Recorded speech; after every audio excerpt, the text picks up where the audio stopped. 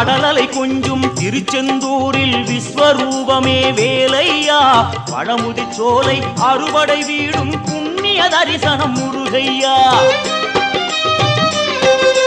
திருநீர் அணிந்து வரும் போது நெஞ்சில் நிம்மதி பிறக்குது கந்தையா சுகனே சிவனார் மகனே உன்னை பாட பாட சுகமாகுதையா வேல் முருகா அரோகரா அரோகரா வேல் முருகா